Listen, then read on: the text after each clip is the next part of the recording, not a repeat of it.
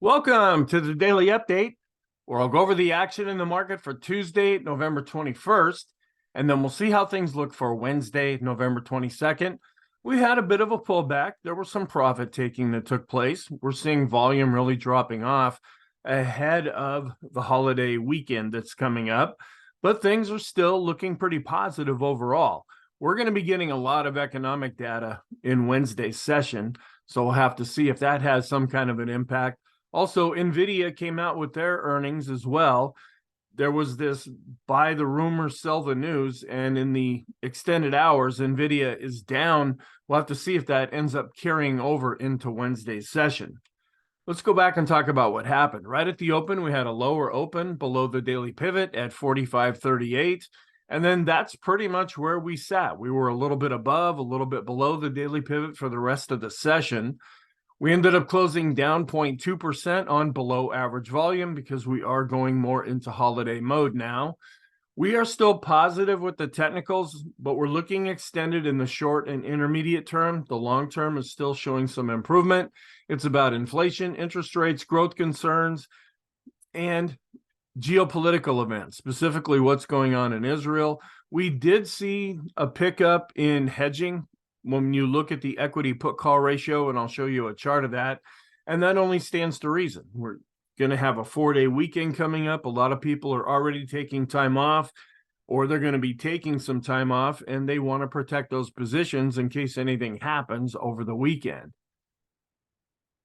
Some comments that we can make. NVIDIA did have their earnings report come out after Tuesday's market closed, and it was more of a sell the news kind of reaction. So again, as I said, we'll have to see, is that going to carry over into Wednesday's session? The mega caps were weak, but this was mainly due to some profit taking. They've had a pretty good run lately. And so it's like, all right, we're coming up to the holiday. Let's lock in some profits. We've had a pretty good run. The FOMC meeting minutes came out, but there was really nothing new that was stated, so it didn't really have much of an impact. The market didn't really even budge at that point. Oil was down a little bit at $77.71. Doesn't seem to be really influential right now, but that could change at any time. Here's our short-term list. We have the 20-period exponential moving average, the Stochk RSI, the Williams percent R, the CCI 14 and 20, the stochastics, the RSI 9, the boom indicator, and the slope oscillator. This list has not changed. There's been a couple of things that have fallen off here. We've also seen a few things fall off in the intermediate term, but we still have the balance of power, the CMB composite, the PMO studies, the Sean trend meter, the TTM squeeze, the NASDAQ 100 bullish percent index. This is a new one. The S&P 500 new highs, new lows based on 10 periods, the study that we look at, and I'll show you that chart. We're still going with this same basic scenario that the Fed is keeping rates higher for longer. The idea is that maybe they're done raising rates, and going forward from here, it's going to depend on the overall climate with the economic reports that come out. The market is trying to figure out when is the Fed going to actually start cutting rates, but there's really nothing like that coming out of the Fed at this point. We are keeping an eye on what's going on in Israel, keeping an eye on oil prices, and then earnings can also have an impact. The dollar was up and interest rates were pretty much unchanged, so that really didn't have much of an impact. The 10 to the 5, the 10 to the 2, and the 10 to the 3 month, those yield curves are still inverted. Sentiment even ticked up with the slight down day. We had been at 62. We're now at 64. We can still go with this until we get up into about the mid 70s or so, about 75.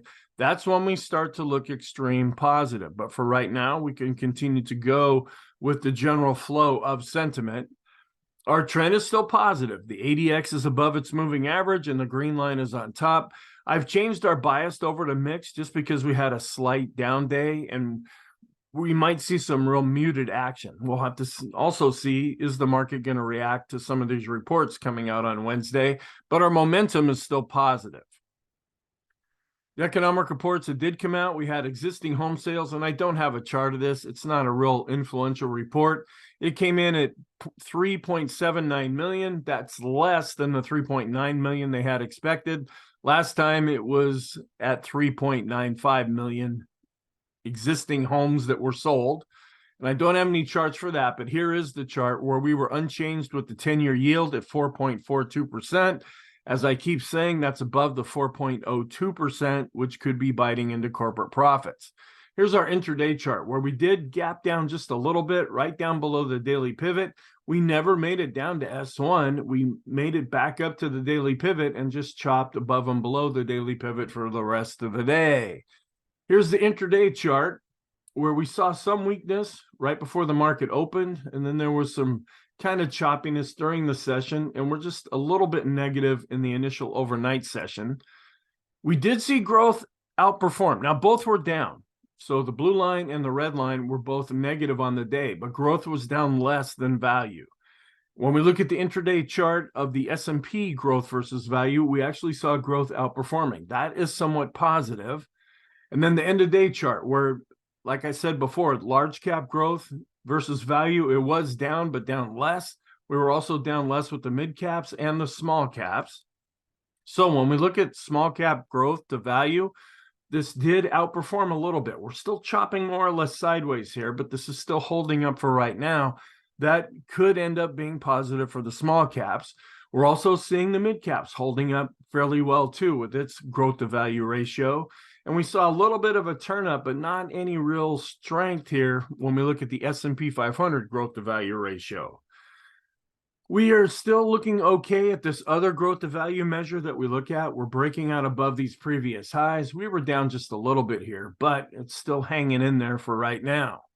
Looking at our trend, nothing has really changed here. We came down a little bit with the green line, but the ADX is above the moving average. That's suggesting that we're in a strengthening trending environment, and the green line's on top, so it's a positive trending environment. And we're seeing kind of that same thing in the short term. We were getting a little bit concerned that the green line was coming up to this 40 level. Now it's coming back down a little bit, but we're still pretty high right here. If we do have an up day and we go above 40, at least in the short term, then we'll see if it's also followed by the intermediate term chart, and that might be a bit of a concern. We are seeing volume really dropping off, and over the last number of days, we've been seeing that now, so it's dropping below the midpoint. Sentiment, we're still wondering where we're at in this whole mix of the average price from 1990, or average reading, I should say, from 1990 to 2022. If we go down, the VIX is probably going to go up. If we continue to go up, the VIX will continue to go down. The Ulcer Index is still showing that there's not a lot of fear in the market right now. There's a lot of complacency. The VIX with the line chart is still continuing to decline. It's also declining with the bar chart. And the volatility of the VIX, or the VIX of the VIX, it continues to decline as things are really getting a lot more quiet. We are coming down now with the VIX to VVIX ratio. That is longer term positive for the market. We're also coming down with the VIX to the 3-month average of the VIX. The red line is coming down. That's positive. The VIX to move ratio shows that the volatility between stocks and bonds is suggesting that stocks are not all that volatile right now. This is something that is not necessarily a surprise, but we saw a real spike up with the equity put call ratio. And that only stands to reason. Folks want to hedge against when the market's going to be closed, at least on Thursday and then Saturday and Sunday, and it'll be open on Friday, but for an abbreviated session. And so we saw a little bit of a tick back up with our 5-period simple moving average. However, it has been declining after giving us an extreme positive reading. When we look at the longer term version of that same chart, we spiked up, we're starting to come down. You can go back and look at other times when we really spiked, and quite often that would mark a bottom in the market.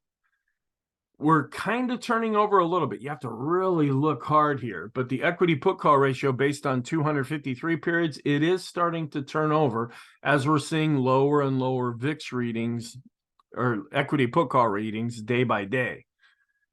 We ticked up just a little bit, but we were virtually unchanged with this fear gauge. So we've been going down, showing there's not a lot of fear. We're also going a little bit sideways here with this other fear gauge.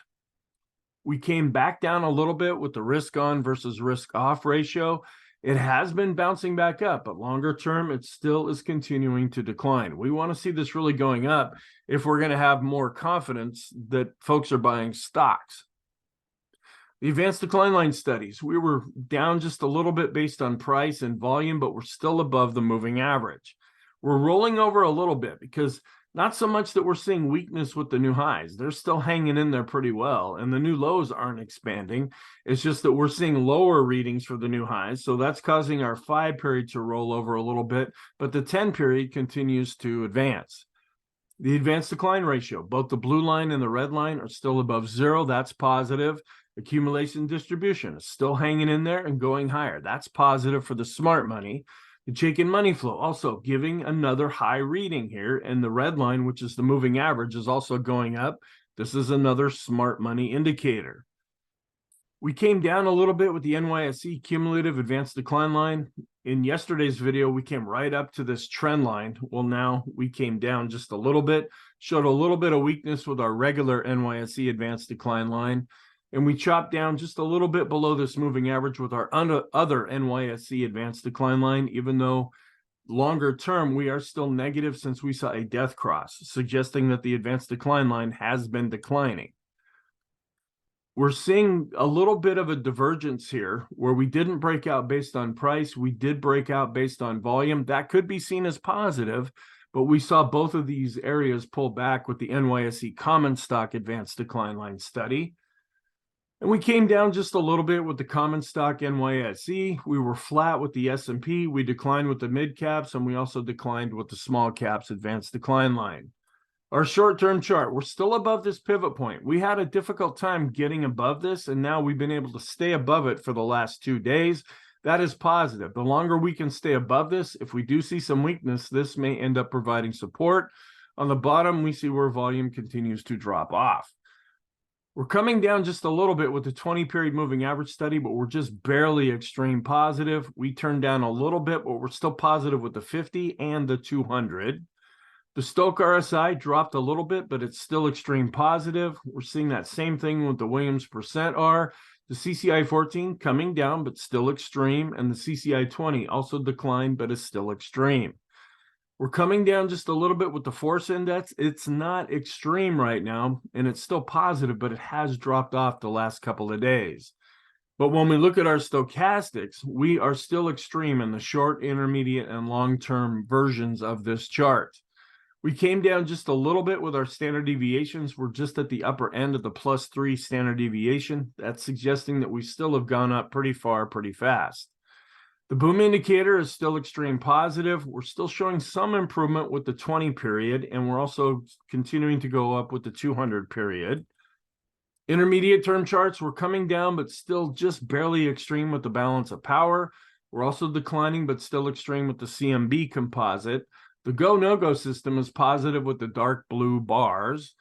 And we're pretty much flat here with the highest high values as the blue line is trying to catch up, and the midpoint continues to go higher. The TTM squeeze continues to go up and is giving us an extreme positive reading. Here's a longer term look at that chart. The last time that we had a reading about this high was in, well, the latter part of April, March or April of this year, actually a year ago, and that did end up marking some kind of a top. So we want to be aware of that. The ease of movement turned down just slightly, but is still well above 0. The Arun is pretty much, it's flat to declining slightly, but this is still positive with the oscillator above 0. The summation index based on price and volume continue to advance for the S&P. It's also advancing when we look at the NYSE. The Swenlin trading oscillator declined a little bit based on price and volume, but still above 0. On a momentum basis, the PMO continues to go up, and we're still seeing advanced when we just calculate it based on price as well as volume, but we're still extreme with the PMOs that are rising as well as the buy signals. We continue to improve with the PMOs that are above 0. We continue to be neutral with the Elder's impulse system for the S&P.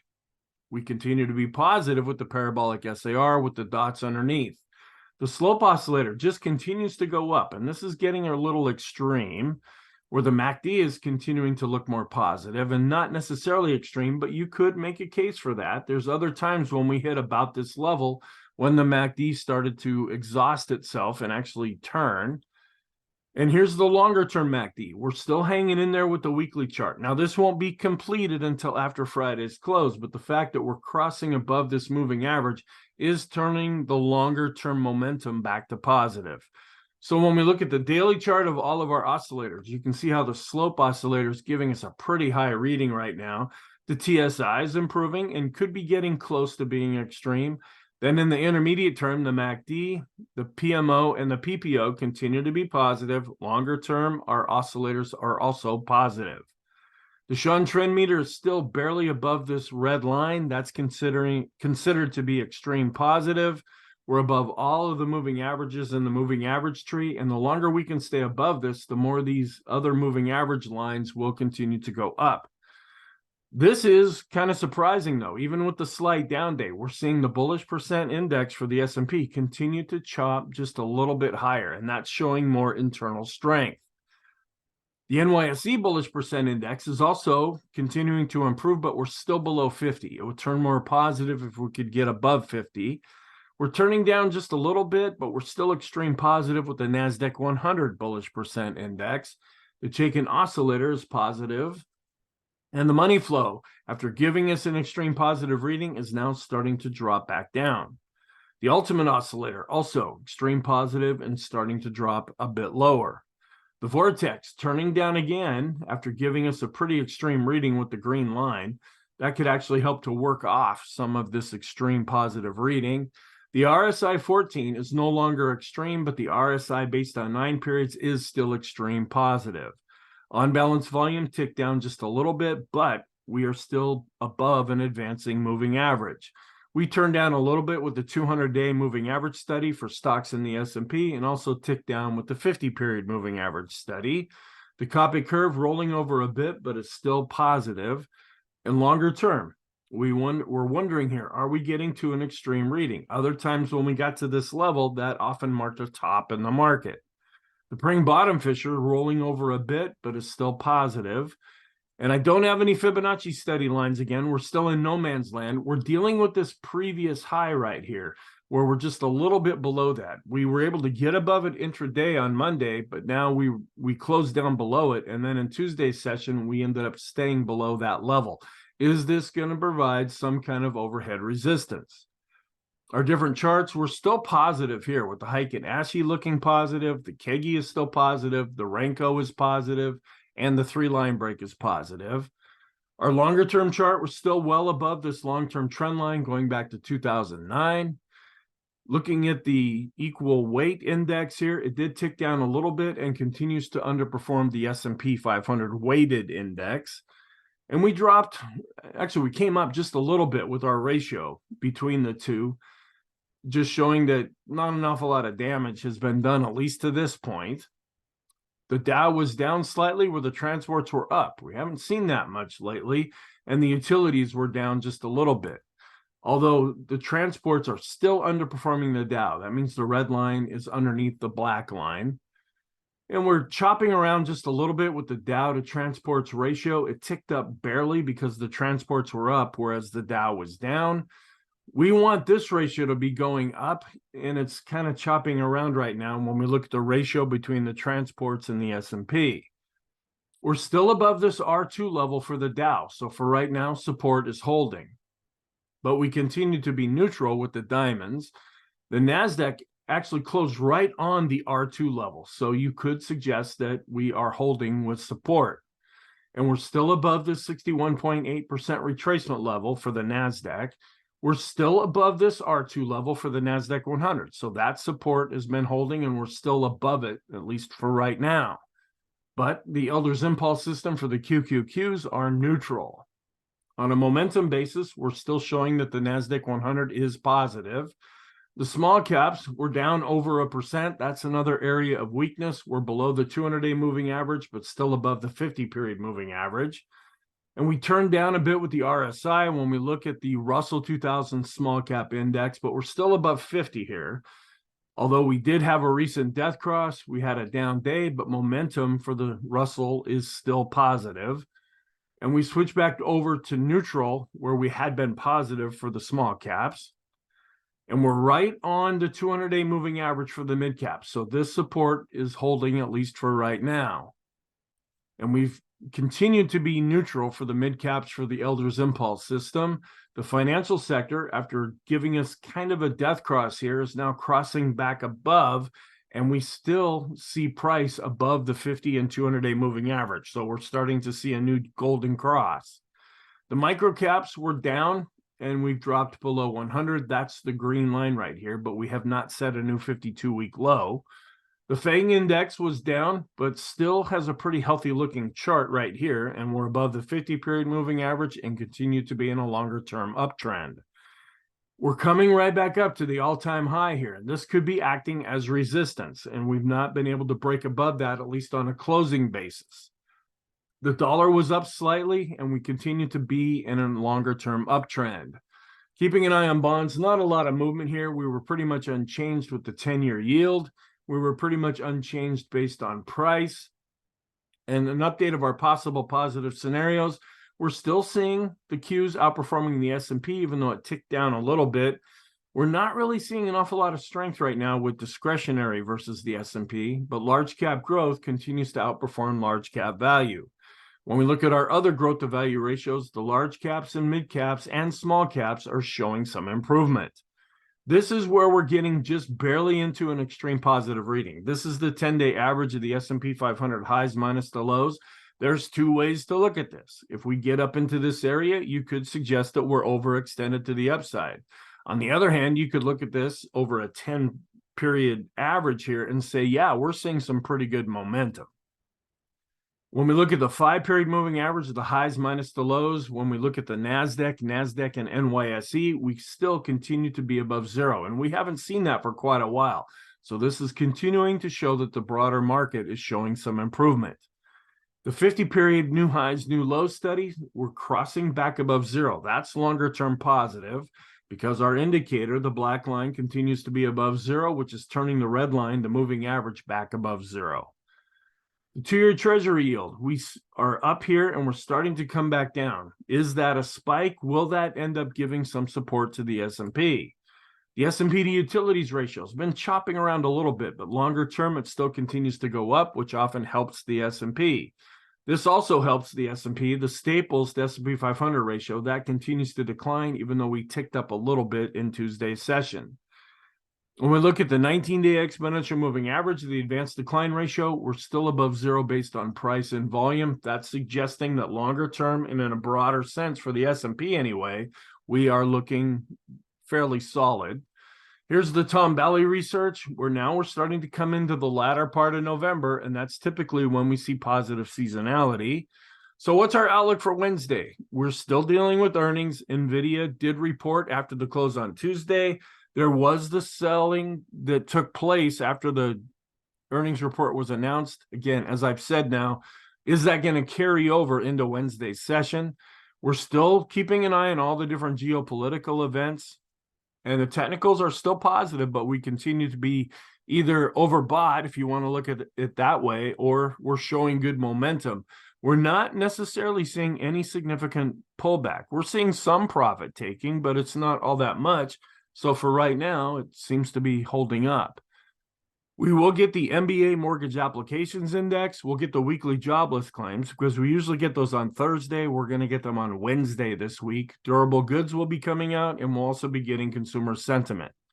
And then we just keep an eye on all the geopolitical events, and we'll see if anything ends up developing over the long holiday weekend. Here's the list of economic reports for Wednesday. We will be closed on Thursday in observance of Thanksgiving. The market will be open for an abbreviated session, but there won't be any economic reports coming out. Looking at the Stock Traders Almanac statistics for November 22nd, we're neutral to positive with the Dow and S&P, where we're more positive with the NASDAQ. We will be on the 16th trading day of the month, where if you look at the green dashed line, we do tend to see a bounce. And we're also into this time now of positive seasonality, according to this chart. We also see positive seasonality on this chart and this other seasonality chart going back to 1950. And then this other seasonality chart when you compare election with or pre-election with non-election years. And when we look at the Carson research, now they're having some weakness going forward from here until we get into December, but then December ends up being fairly strong. When we look at the NASDAQ, we're wondering, are we going to see some positive seasonality going into the latter part of November? We're seeing also that potential with the green line looking at the S&P 500. So our scenarios, you can't really justify the down one right now. The charts just don't suggest that. There's really no evidence for that, other than the fact that we're overbought, other than the fact that volume is probably going to be below average.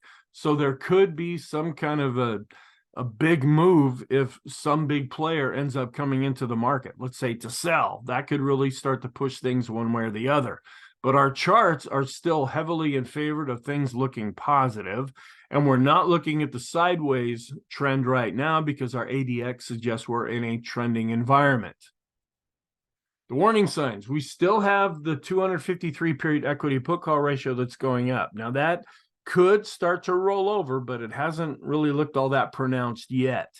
The risk on posture is still weaker longer term, even though it has been showing some improvement.